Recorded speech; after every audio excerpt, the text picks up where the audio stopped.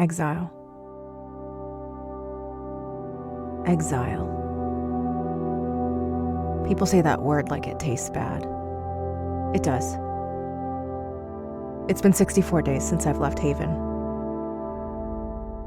I've been feeling strange lately, like my memories are wisps of smoke that dissipate if I think on them too long. Being alone for too long can unmoor the mind. Talking to someone helps.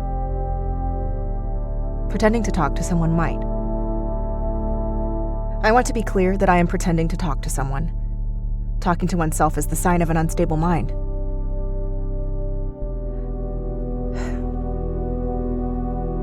A trader passed by this morning. He had the usual wares, but also a few leisure items.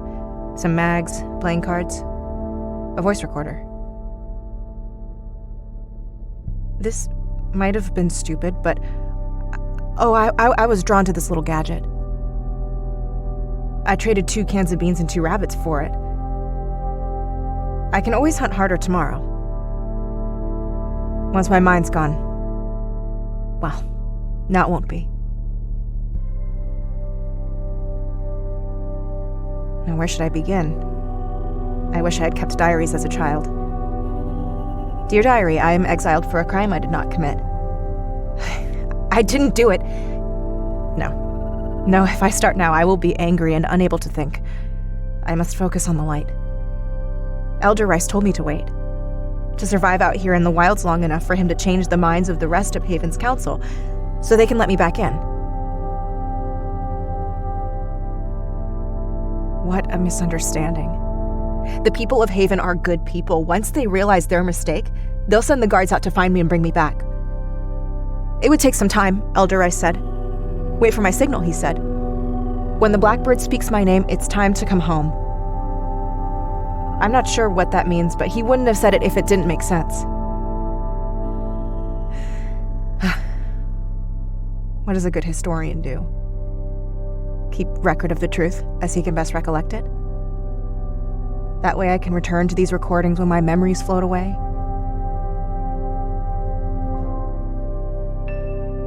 Haven is a beautiful village, not like the wilds, well fortified, with high stone walls guarding us from what's outside. The houses are uniform in their charm. White siding, white porches, white wooden fences. The grass is deep green and lush without being vulgar. Gardens are rife with heavy blooms of magenta and goldenrod. The people are good. The people. I miss other people. Murder doesn't happen in Haven. Well, I guess it did once, and they thought it was me, and I was headed to the gallows, but Elder Rice stepped in and decreed that no, it shall be exile. Without him, I would be swinging, my feet twitching, my skirts soiled, my story done. He was the one who took me out here to this hermit's hut, the one who left me with rations and a hunting knife and, perhaps most dear, with hope. He did all he could to save me. This hut is not like Haven. When the carriage pulled up to it, Elder Rice turned to me with the same look I used to give Mama when I burned dinner. I guess he seemed embarrassed or something. The hut was small and just about leaning a good 45 degrees to the side. Bare bones. The wood dusty and dull. The small stove rusted and grimy. It was the kind of place that looks pretty in a painting, but when you're actually standing in it, you feel wrong and empty. Here's your new home, he said. Home. I think the horror was evident on my face because he hurried to reassure me that this was only temporary, that I would be returning to my true home pending the council's coming to their right minds. But after some weeks, I had fallen into a routine, and some hours I even forgot to listen for blackbirds. I do not think I was happy, no, but I was busy, and that was better than stewing in memories and hope that was beginning to grow stale. If I'd stayed busy, if I had continued to fill my days with listening for birds and small routines, I think my daily disappointments would have ebbed until I forgot to care.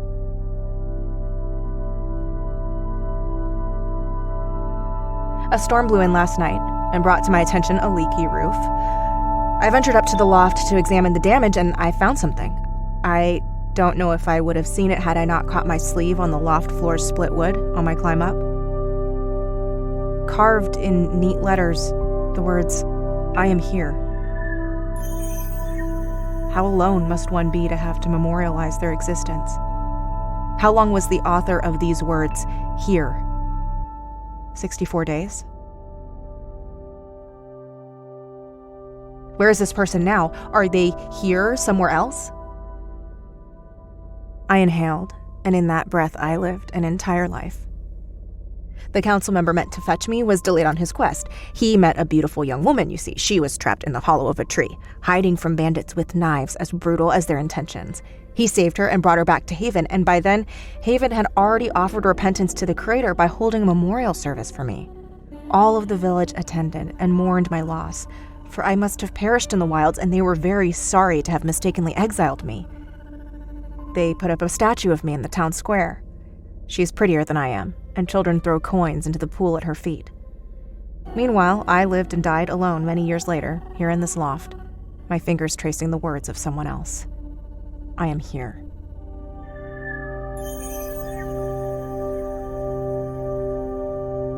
I exhale, and indeed, I am here, standing on the ladder and looking at, yes, the sizable crack in the roof. That life is over, and I am back to contemplating a fix for a roof to a hut that I now realize I do not want to die in. No blackbirds have been saying anything, let alone my name. I think Elder Rice was confused. I don't think there are any blackbirds in this part of the wilds. I am a 5 days journey west by carriage from Haven.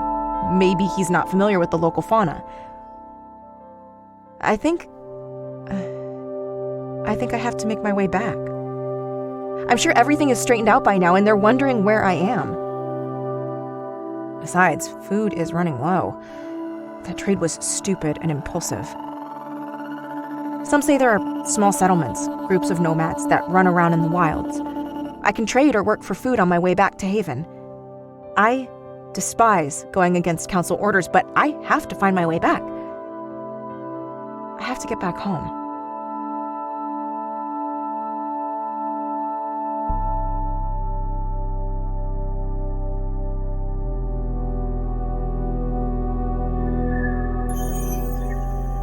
Hello.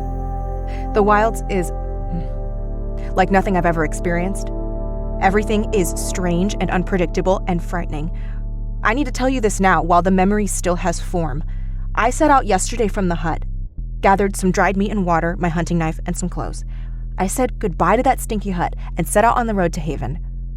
I was in high spirits as I woke with the sense that I was doing the right thing. The road looked so much more beautiful to me than it did on the last journey. I was appreciating new things. The satisfying give of the wet road beneath my feet, its dirt still damp from the morning dew. The way the hackberry trees stood sentinel lining my path. The morning sun filtering in gold and lighting the grass an impossible green. But after a few hours of walking, my legs became heavy, and I sought out a place to rest and take in some lunch. Almost as if on cue, I spotted a small wooden sign up ahead, marking a small path that forked off into the trees. The sign's charm became evident as I approached. Hand-painted roses tied with periwinkle ribbons encircled the words, "The Constance Sisters." Peering down the path, I spied a beautiful house, sky blue, stately, and hemmed in by trees. A rose garden kept with care bore deep red blooms, the same vivacious ruby as the front door. White wicker chairs stuffed with plump gingham cushions squatted lazily on the front porch. Growing up in Haven, we were warned against all who dwelt in the wilds: raiders, savages, monstrosities. But this could not be the home of any of those types of folk. Perhaps these sisters would trade with me, or allow me to clean house for some food. I stepped on the path, my boots crunching on the gravel. As I approached the house, a breeze brought the smell of roses and something else. Chicken or meat pies or something. My stomach rumbled and my feet ached for a seat in one of those chairs. Right before I was about to knock, A flutter to my left caught my attention. It was a pull string attached to a piece of parchment, adorned with delicate script similar to that on the road sign. Please pull me and ring the bell. Our sweet home cannot abide such a violent act as striking one's fist upon its entrance. It was certainly strange, but perhaps people outside of Haven are all this particular. I rang the bell and delicate chimes rang somewhere inside the house. Before the chimes finished, the front door swung open to reveal 2 old women peering owlishly at me. Their gray hair was pulled back into identical severe buns, their clothes the exact same high-necked, tailored, long-sleeve navy blue wool dresses, with white lacy frills bursting from the wrists and necklines. Their waists seemed impossibly small, corseted tight, and the volume of their bustle skirts made it so they were both jammed tight in the doorway. Their big gray eyes were huge behind their thick glasses. They spoke over each other constantly, their voices like the cooing of pigeons. Oh, visitors. Yes, visitors. In time for... Why, luncheon, of course. You must be hungry. Starving. And parched. So dry. Won't you two come in? Quickly, before the food gets cold. And all the milk drunk. Visitors? You two? I wondered. I turned and behind me stood a man in a dull gray suit and matching hat, clasping a large gray case. He smiled at me in a way I can only describe as innocuous. When my eyes left his face, I found myself vaguely wondering what he looked like. I chalked it up to my memory problems, which are irking me something fierce, let me tell you. My stomach growled again, ushering me inside. The house was pristine but cluttered. Multitudes of curios stood at attention in organized chaos all throughout the house. I could have spent hours touching and examining all of these strange objects, but I was raised polite and I didn't want to ask if they weren't willing to offer. Sunlight entered through gauzy curtains, carried by a mild breeze. Each of the rooms seemed to be color-themed. Through a doorway to the lilac dining room, I could see a table set for 4, with more plates and cutlery than I would know what to do with. The sisters herded the gray man and me into the parlor for cakes and fruit punch. They quickly returned to the kitchen, never once stopping their buzzing chatter. Occasionally, they would return to supply more cakes or punch, but never addressed me or the gray man. I introduced myself to him and he to me, but I cannot remember his name, although I know he said it. He and I sat in awkward silence, dwarfed by large, heavy furniture, all teal, in a room wallpapered teal, filled with teal odds and ends.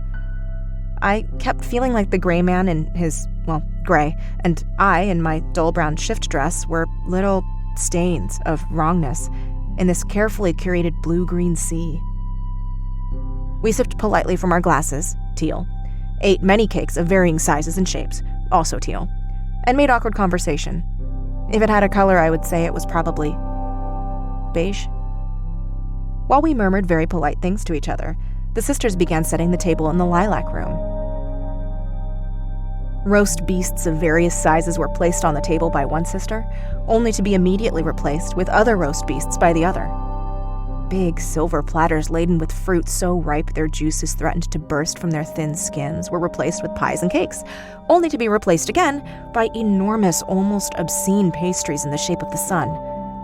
Food rotated and plates clunked and cutlery clinked and the sisters chattered and the gray man and I stared at each other with expressions that were friendly but not too forward. I told him that I was returning from a hunting trip. I hate lying. Of all sins, it is one of the most treacherous, but I felt that if he knew I was exiled, I don't know, I just didn't want him to know. He told me that he was an antique typewriter salesman and wanted to sell his last typewriter.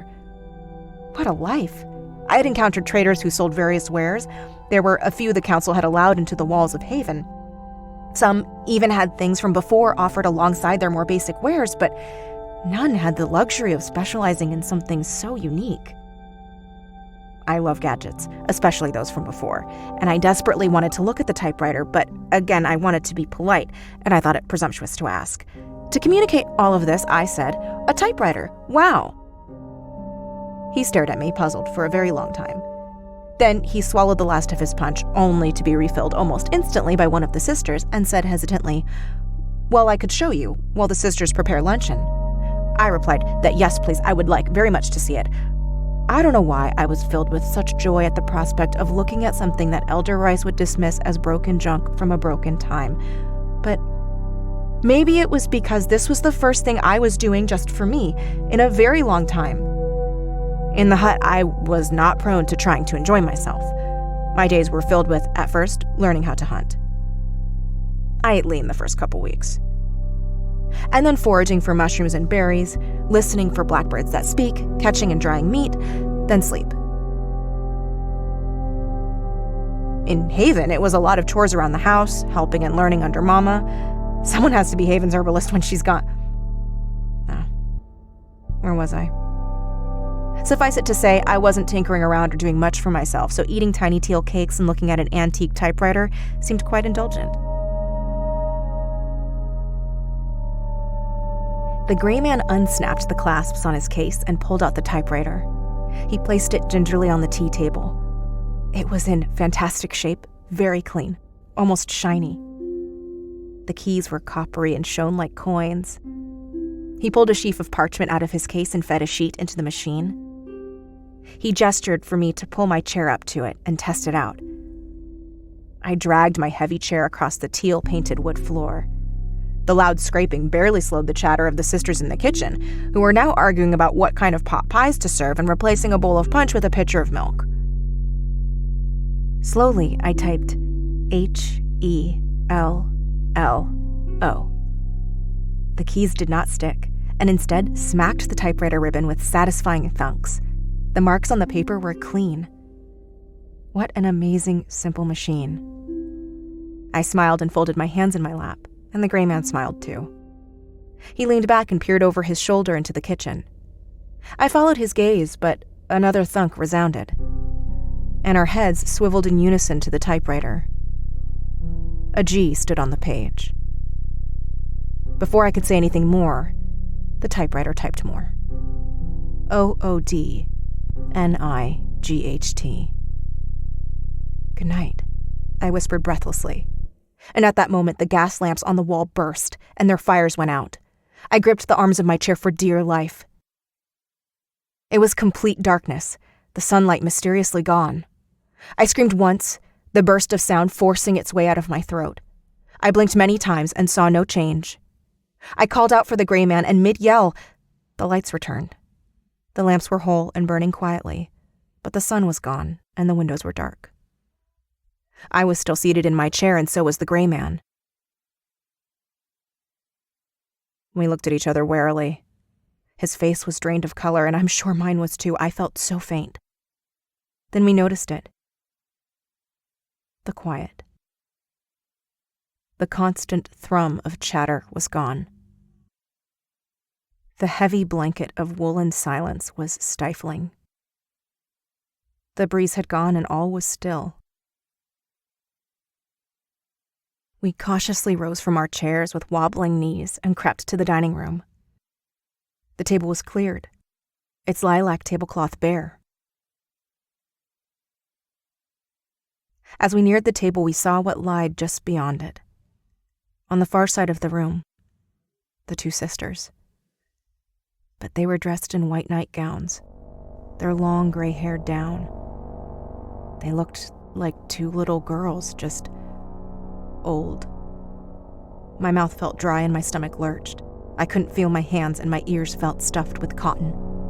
I felt myself rush to their sides, although I made no conscious decision to do it, and my hand felt for pulses, but there were none. Their skin was papery and thin and cold. I told the gray man that they were dead, and he simply looked at me grimly. I was about to accuse him of having something to do with this when the thunk of the typewriter called to us again.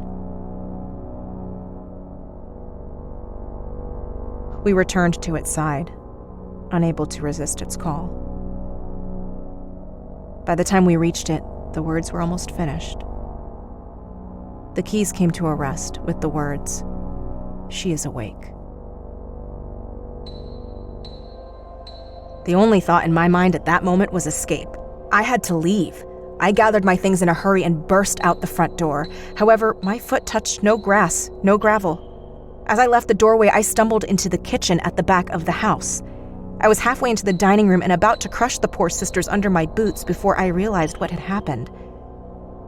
A scream tore itself from my throat, and I ran back into the parlor, probably looking like some wild beast, and grabbed the lapels of the gray man who was hovering over the typewriter.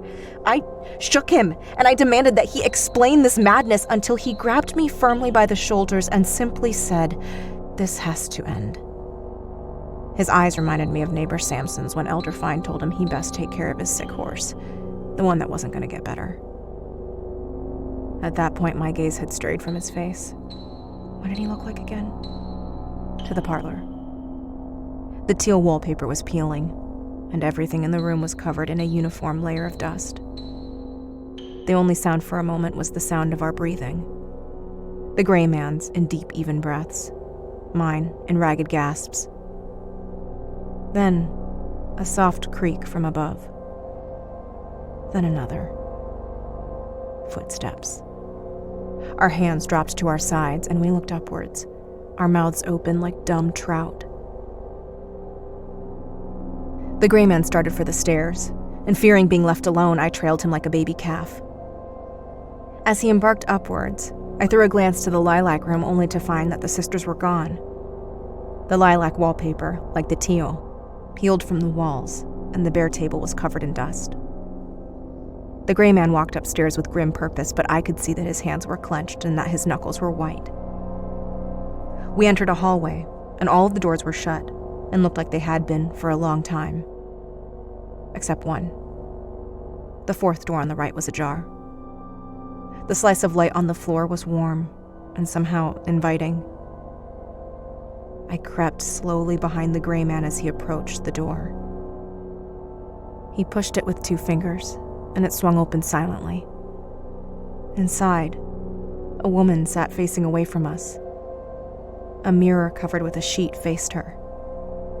She was trying on jewelry as if she could see her reflection and humming softly to herself. She didn't seem to notice us as we entered. Oh, the room. It felt so wrong. Everywhere you looked, darkness seemed to creep in from the corners of your eyes, begging for you to look, only to find that the darkness was somewhere else now, behind you. The gray man slowly pulled what looked like a piece of bone from his jacket pocket and approached the woman, holding the shard in front of him like he was trying to find groundwater. I stepped on a creaky floorboard and all of us froze. Then in a flash of movement, the woman yanked down the sheet and we all saw her reflection. She had no face. She was merely a hollow shell with a huge hole from her crown to her chin, like a meaty jug lined with teeth and shattered bone. Jewelry spilled out of the hole, caught on the ragged teeth. A scream erupted from the open maw, something deep and old and very bad. The gray man stumbled backwards and knocked into me, and we crawled as fast as we could out of there, tumbling and scrambling down the stairs, running until we smacked into the front door, which, wouldn't you know it, would not open. I was about to try the windows when I heard a click behind me. A door had popped ajar, one we had not seen, under the stairs. The gray man started for it, and when I tried to stop him, he told me, in a rush of fear but also certainty, that it was almost over. He seemed to know what he was doing, so I thought it was best to follow suit. I am, after all, a stranger in these parts. Plus, there was no way I was staying alone in that house. The door led to more stairs, this time offering a steep descent into a pit of darkness. As we entered, a wind from nowhere picked up and whipped my hair around my face. The gray man's jacket flapped around his sides, but his arm did not waver as he held the shard of bone out in front of him. Suddenly, the door slammed and we were cloaked in darkness. The wind buffeted my ears and I reached up to cover them. Before I could, I felt bony hands grasp my wrists, urgent and painful. I shrieked and struggled, my voice joining the howl of the wind, and then nothing. No sound. The wind stopped, and all I felt were the claw-like hands on my wrists, then cold breath on my neck, a whisper in my ear. I'm sorry. The whisper got louder and louder until it was shrieking, and it was the wind screaming over and over again, I'm sorry. I kicked out at nothing, struggling against my captor, trying not to fall down the stairs. I finally wrenched myself free from the hands, or maybe they just let go, and I'm embarrassed to admit it, but I just hunched down on the stairs, shielding my head from the storm. Then a rapid hush, and the light was back, and the gray man stood in the middle of the basement holding a lamp. The light cast a shaky glow over the dirt floor, and at the foot of the stairs was a crumpled skeleton, lying prostrate. The gray man told me to lift her and take her outside, and, oh, Creator, I didn't want to. I didn't want to touch or disturb her from where she'd fallen, but he motioned with such urgency that it made me feel as if I must, as if it were the right and only thing to do. I gingerly lifted her up, and when I turned her over, I saw that her face was destroyed, caved in from the fall. I held her gently, and for some reason it made me so sad. The gray man led me outside, through a back door that now opened into the rose garden. The roses were overgrown and full of thorns and brown leaves. Dry stems offered heads of dead blooms. We stopped at a stone carved with the word Sisters, in the same delicate script I remembered from the sign. The gray man retrieved an old rusty shovel from the shed and returned with a grim look on his face, the details of which again escape me. It was then that I sat, cradling the dead sister in my arms, waiting patiently while the gray man dug up the grave of the subterranean sister. It was quiet, and the only sound was his heavy breathing and the sound of dirt being sliced, and then he struck something hollow. It was a strange coffin, too wide. After we dredged it up, I realized it was made for two. We opened the coffin, and there on one side lay a deeply desiccated corpse, with a blade sticking out of its sunken belly. I lifted the skeleton and deposited her into the waiting half of the coffin. And I don't know if it was how I put her in there or what, but when I stepped back, she was on her side, one bony arm across the belly of her sister, her hand resting over the blade. The gray man placed the sliver of bone he was holding into her hand almost reverently, and it was then that I saw that it was in fact an ivory handle, snapped off of the dagger in what? Rage? Agony? Regret? The skeleton shifted, or maybe the other corpse did, but then they were holding each other, and they looked so small, like two baby mice in a blanket. Something pulled at my gut then, and I was too sad to look at them anymore. The gray man finished burying them, and I thought about home. He smiled at me kindly, tipping his head, and took a small path into the woods. The doors and the windows to the house were boarded up, and half of it was consumed by ivy. The air felt more crisp, more free. I don't know. I made my way back to the road, my stomach somehow full, my body somehow rejuvenated. But my mind was muddled, my thoughts confused. It seemed to be morning, the mist crawling on the road beside me as I continued my journey to Haven. I know that this seems impossible, which is why I must record this now before I start to doubt. I walked more along the road until I was tired. Making camp was easy. I don't want to be in this strange place anymore. Bad things happen here, and there is no council to clean things up. Who protects the people out here? I feel very alone. I just want to go home.